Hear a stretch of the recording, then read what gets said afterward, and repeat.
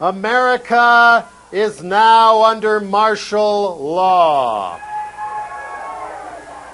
See how easy it is to manipulate people into embracing fascism by putting some bad guy in a turban on TV every day.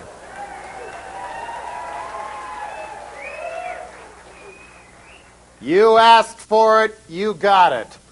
Well, we all have to be patriotic now, right? And there's only one way to be patriotic, isn't there? Pledging allegiance to the war. How many of you have pledged allegiance to the war? The war against terrorism, abbreviated TWAT for all practical purposes. How many of you are glad we're kicking ass in Afghanistan?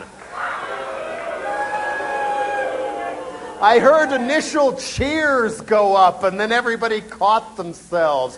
Don't be afraid. Come out of the closet. Even though he stole the election, one of the saddest factors of this country is even though half the country doesn't vote, which is disgraceful enough, 1 in every 4 American adults went out and voted for George W. Bush. Be afraid. Be very afraid.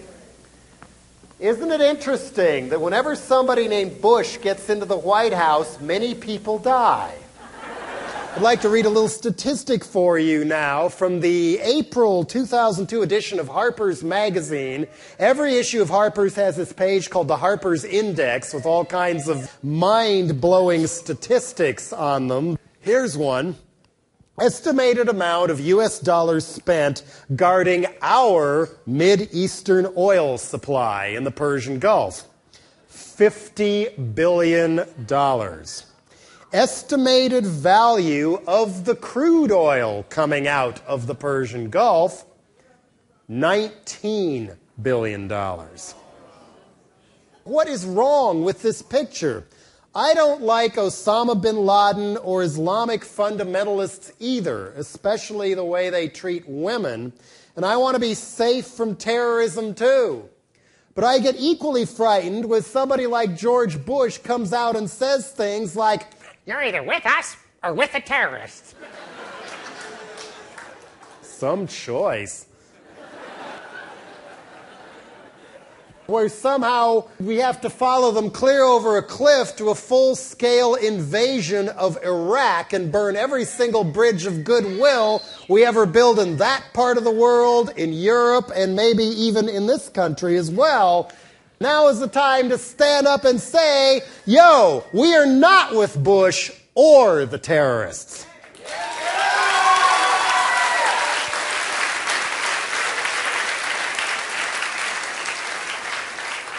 And start asking the question, is what we're doing over there really the best way to solve this problem? Or will this short-term orgy of feel-good violence bring much bigger problems down the road? In 1991, Jimmy Carter publicly warned the last George Bush that his Gulf War would set back peace in Middle Eastern relations at least 20 years. Now what happens? Now what do we do? I fear a mass slaughter of innocent civilians already far greater than what went down at the World Trade Center with the clown prince of the Texas oil barons handed the keys to weapons of mass destruction. While Israel is being dragged down the toilet by its own Saddam Hussein, and his name is Ariel Sharon.